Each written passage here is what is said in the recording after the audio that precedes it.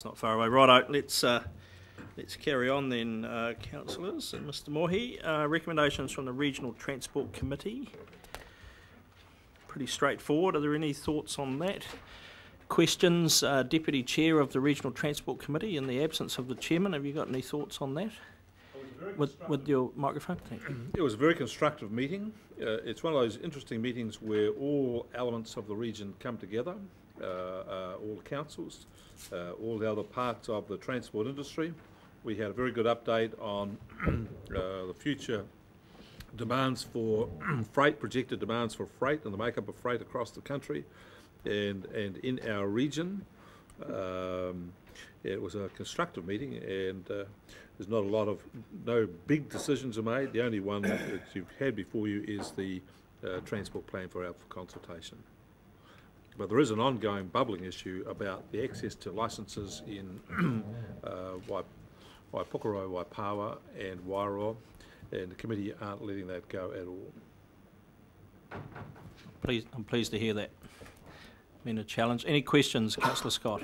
Just clarity around the southern arterial route and why that's being abandoned. Is that the route across to Whakatau? No, the southern arterial route is the one that's south of runs south of Hastings, so roughly along Longland or near Longlands Road alignment, from Havelock North through to the expressway that way. So, is that the one that's being abandoned because of the opposition through? No, that's another one. Could I explain it? There was originally a plan that when you came down Elwood Road, there's a roundabout there on Pakawhai Road. There's a piece that goes straight ahead. It was supposed to go through the old AMP showgrounds right out to Havelock North, and the council didn't have the right permission for the owners of the land to put it on. Lots of court cases. Anyway, it's stopped, but it still sits on the plans as a designation, although the council has got no intention of proceeding with it. With it sitting on the plans as a designation, it's affecting nearby property owners' values. So the property owners have asked the council to take it off because there's no intention to proceed with it. They have done that, and then they came to the regional council to tell them of the decision to get its approval, and it's been approved, and so it will be removed. Thank you for that clarification. It is the one that went through all the court cases. Thank you.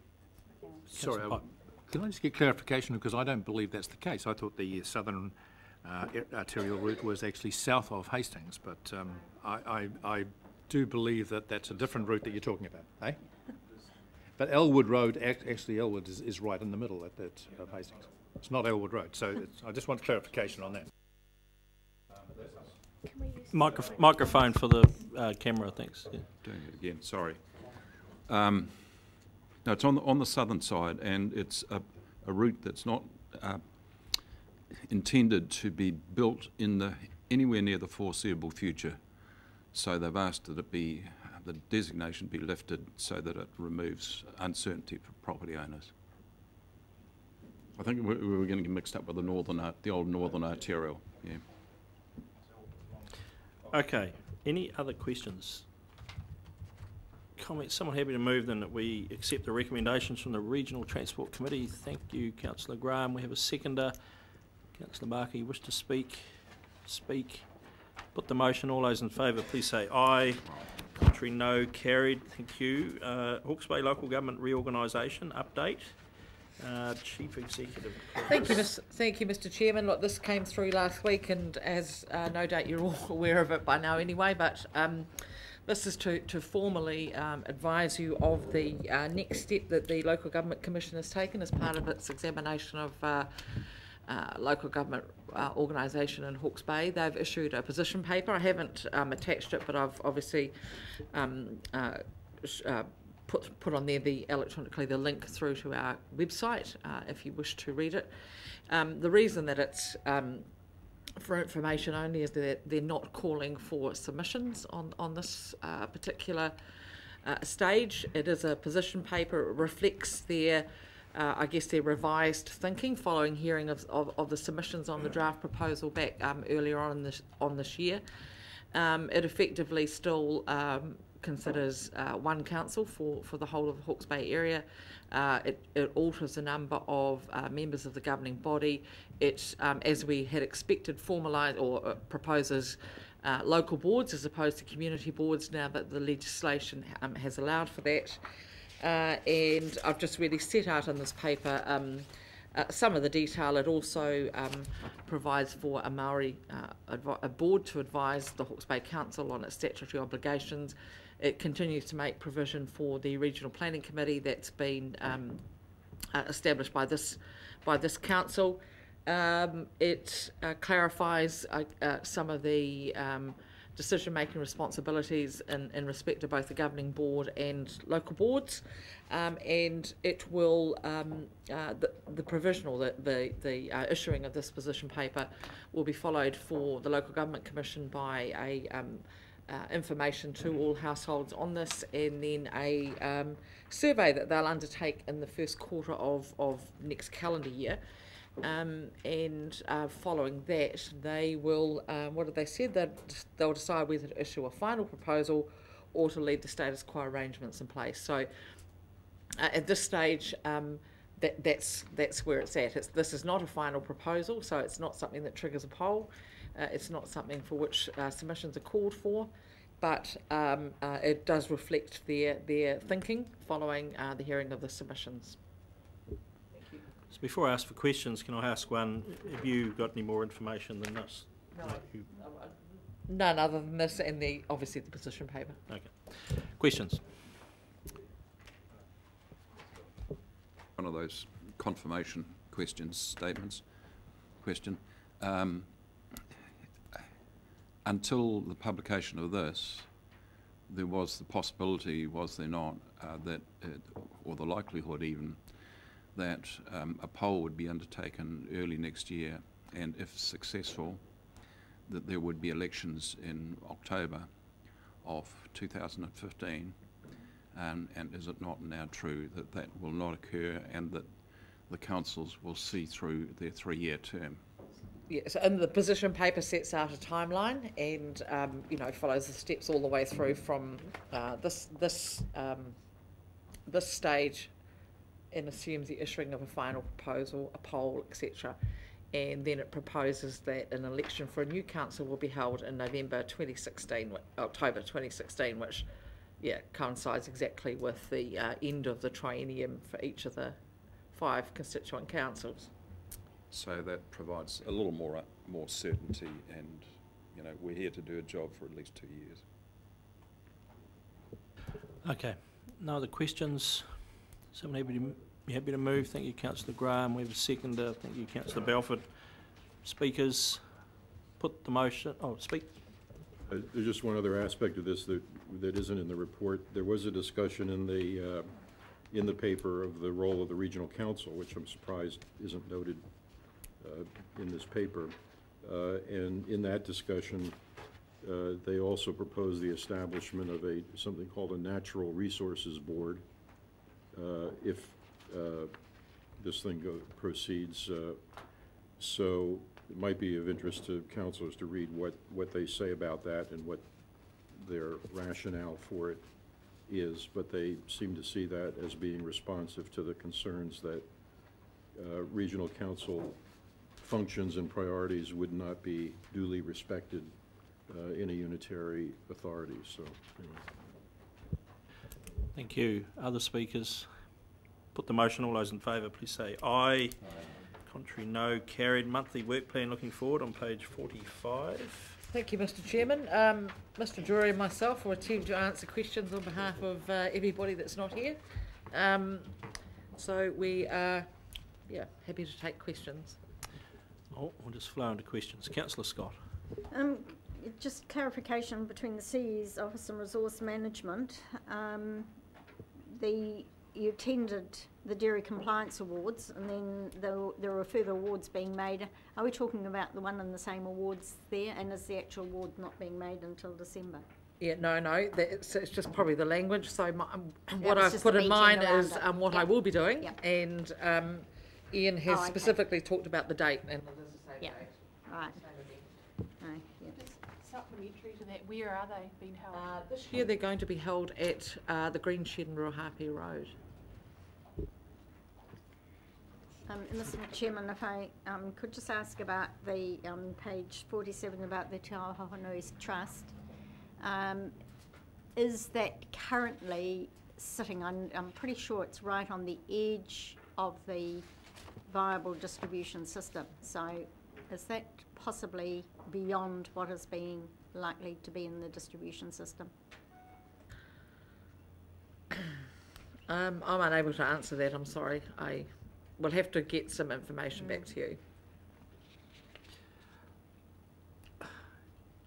Yeah, I'd only be guessing. My understanding is it probably is, but I'm I taking know a it's punt. one of those that was roundabout I the think it'd be better edge to of it, but get yeah. some accurate information back from the CEO, I would think. Thank you. And the other minor one was the Environment Court hearing on page 49. Can you tell us if that's going to be in local, and if so, is it Napier or Hastings? My understanding it is local. I don't know the specific location, but I'll find out from Ms. I Codwin. do know that that clashes with dates that we have meetings, but there may be members who would like to attend a resource hearing, so plan change hearing. Right, Councillor Belford. On page 47, there's a reference to a PANPAC application to extend their outfall. Do we know why they wish to do that? What's the motivation behind that? No, I don't. It's the first time I've actually noticed that, Councillor. No, again, unfortunately, Mr. Maxwell's out of town today, but we can get some information out to you on that. Lower down, the last two bullets on that page, one is about a workshop talking about behavioral change and land users. As you know, adoption of best practices by farmers is a pet concern of mine. Could we get some more information on what that entails, who might be involved, and when it might occur, and et cetera, et cetera? The one next to that, or after that, the Hill Country Erosion Fund application, what is that? That's the application that's being prepared by Nathan Heath, the East Coast Hill Country proposal. I'm just trying to remember who that has to be lodged with in Wellington, but that's looking at a wider partnership throughout the East Coast, looking at research into hill country options, and is seeking some funding through, I'm trying to remember desperately which government department has a fund that's available to assist with that work. So our council seeking some funding? Correct, yes. Okay.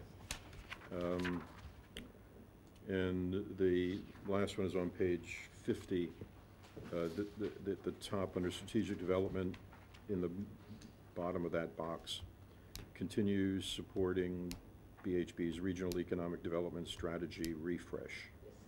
That's the REDS thing was a multi-stakeholder process and product.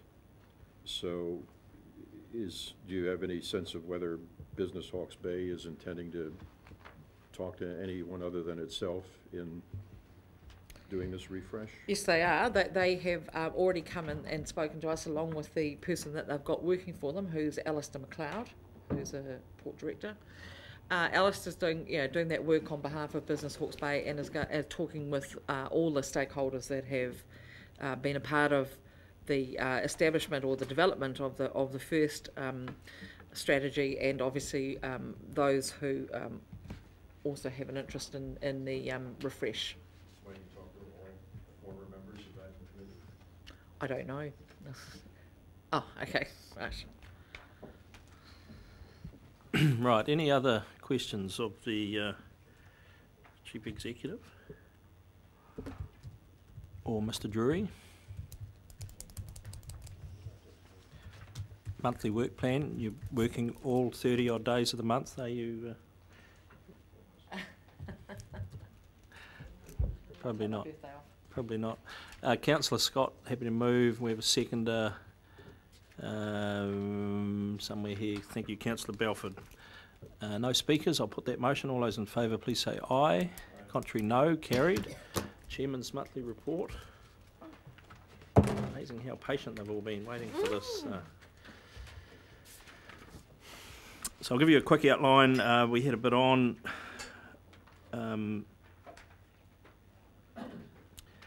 Included a couple of things there. Obviously the rail meeting with East Coast leaders was productive, and an extra outcome which I'm pretty excited about because we haven't been here before is we will now meet every 6 months. So that's the mayors and myself in Hawke's Bay and Ming and probably deputy from Gisborne to look at a whole range of issues that affect us on the coast. Might even truck in the mayor of Dannyver called Tararua as well, I'm thinking.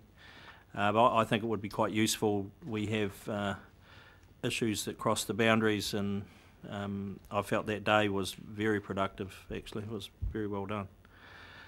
And the Nature Space launch was the other night at Church Road, and it's amazing how many good folk are out there are doing a lot of good work.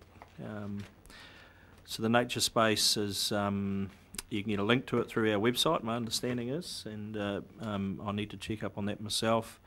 Our staff performed magnificently on the night, as they do, and the level of involvement in a whole lot of different things that are going on was quite astounding. So, and a lot of recognition from people that were there, you know, just saying how we had helped enable them to get their stuff done, which I thought was worth celebrating. So the meeting with Te Tai Whenua o Heretonga was really with their new chief executive and one board member, just talking about the big six. That was all about.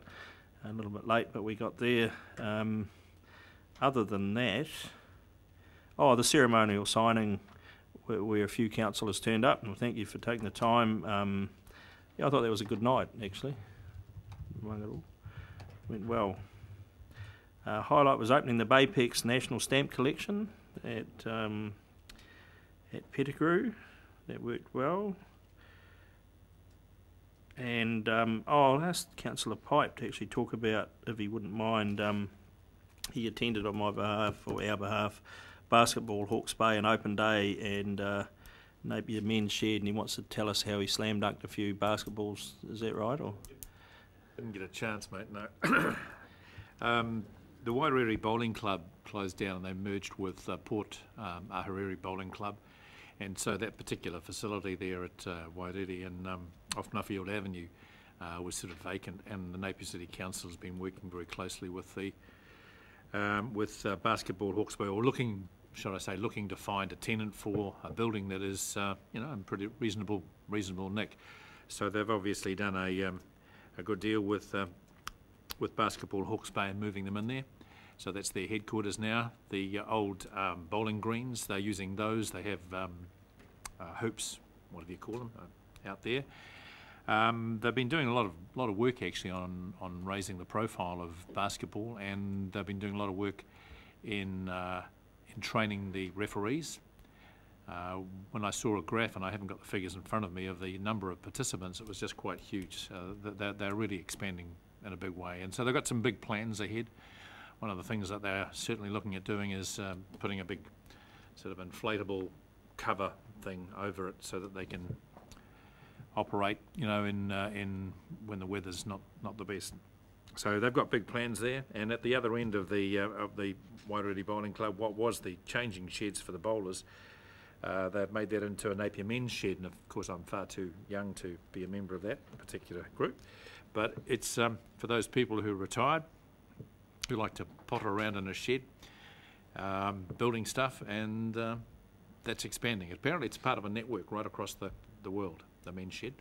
And this is the first one in Napier. They're hoping to open one in Hastings. So the Mayor of Napier opened it, and Mayor of Hastings was there as well. So it was a very good morning. So yeah. The Medici. No, So that, what are they, I'm interested in that. Do they make things for the community or something, or do they? Yeah, they do. It's sell things and then use the money for community projects? The theory behind it is that many guys, when they retire, if they've been in the workforce for a long time, they suddenly lose all that network of men and people that they work with, and so they get under their wives' feet. So to be perfectly honest, it's a way that the wife can say, go to the men's shed and get out of my kitchen. So they go off there, and at the moment they're opening, I think, Tuesdays and Thursdays from 9 until 1, but the membership is just expanding, and so they're going to have to open up on other days. So they have all the tools there. Yes. My wife wanted to join. I said, no, it says men's shed, okay, because she likes to potter around in my shed and do building stuff, and I said, no, it's just for guys. Apparently there is a ladies group that do operate somewhere in New Zealand, somewhere in Hawke's Bay here, and they make coffins and line them. So I've got to find out that one and put my wife onto that particular. I'm not sure I like where this is going, Councillor Pipe. No, neither am I. I don't want to know about that. They're used to what? Okay. They have one in Waipukurau, and one of the things they've identified is that it aids in easing suicide cases because the retirees are given another outlet, and it's also a pretty interesting way for people in the community to take little bits and, I don't know, mending jobs along, and those hire a hubby type things, but you can take bits and pieces down to be mended, so it's working really well in Central Hawke's Bay as well. Very good. Mr. Chairman, Any looks like questions? it's being lobbied by Peter Dunkerley. Well, those that are aware of the Stonycroft Digital Archive, which is in the Stonycroft building in Hastings, Peter Dunkley came to see me, and I said, look, let's go and have a look at what you're doing and what your thoughts are. And in a nutshell, they're looking to find a way to transition into a more sustainable group. At the moment, you can rock in there with your family photos and things and record them digitally, and then they're tucked away for all time. And it's admirable what they're doing, but it's been done based on a lot of enthusiasm and passion, and they haven't really nailed down their objects, as a group, what they're there for, and what 10, 15 years looks like. Because every day there's more photos being taken, obviously, and more people wanting to participate. So they've run a very good ship there with a lot of volunteer backup. In the past, they've come to us with the hat out. This was actually more about a bit of a helping hand to look at what the strategy might look like and what the program might look like going forward. And I think we could probably offer a bit of expertise through the comms team or whatever to help them, get a group together to have that discussion. They've got to bring in a few other people that are possibly involved, and be very clear about where they want to be in 10, 15, 20 years' time. So I thought it was quite a useful conversation. It wasn't just about, look what you could get. If we could buy another 10 widgets, we could photograph more, whatever. It was actually more about, and Peter Dunkley's driving it, and I think he's doing a good job, about saying, look, when he's gone, when others are gone, what does the future look like? And I think it's a worthwhile conversation. So it's I thought it was quite good that we were asked to be a part of that, and I think the other councils will be there as well, looking at the strategic direction. So, Mr. Chair, on the 18th there, where you had Kaumātua, is that where you meant the CEO, was it? No, I had 2 days there. So the third was the meeting of the CEO. Oh, yeah. And then the Kaumātua group, they were a very funny group. In fact, I was looking for you in there, Mr. Mohi, but yeah, you must have been down the back. Too old. He's the rangatahi. The rangatahi there. And so we once we got through the GEAs get the rates down, we went through the big six stuff, and we had quite a useful discussion around what his relationship with Māori looked like, because one guy stood up, they were a pretty cool group actually, he stood up and said he represents Hastings District Council in the ceremony, the induction ceremonies for new citizens. And then this other old boy stood up and said, well, who said you could do it? And then another one stood up and said, so who said you could say that he couldn't do it? and then an old girl started down the back, and then all of a sudden it was all on, and it was quite a good chat. Yeah, so they it was pretty much. Yeah. It was like one of these meetings. No, and then they all agreed that how hard it was, and that was the bit I took out of it. How hard it was to say who speaks on behalf of us. Anyway, I sang a waiata at the end, which was pretty average, and I won't be invited back. So, Te aroha, you must know. And yeah, it was a good day. I enjoyed it. Yeah. I'll go back and see them again next year. They want me to come back, so they're obviously pretty light on the speaker front. Actually, before that, and I've talked to George there about it, they had a very good presentation on describing tikanga by a guy, and I'm wondering whether he could come here, because it was a very well spent half an hour for me. It was amazing, and even some of them were reminded of things that they probably should have known. You know, I thought it was, and just talking about how hapu connects to, you know, how it works its way through. I thought that was well done. Yeah, so that group really comes from the old school where consultation with Māori was completely foreign to them in their working lives. So you have to remember that. So they've been just, you know, they're in the new world. It's a new world to them to have that process that you're describing. Okay, any other thoughts there? Someone happy to move that we accept that report? Thank you. Oh, well, sorry, question. We can ask it now. To come back to the Stonycroft, you've said that it's a good move for them to look at how they would help them build a strategy. What's the relationship with the official Hawke's Bay archive and building a strategy in a cooperative? That's part of it. Yeah, that's, so they are talking to them. Absolutely. Fine, and Peter Dunkley recognises that it was they have done that poorly in the past, thank you. Because their focus was purely funding.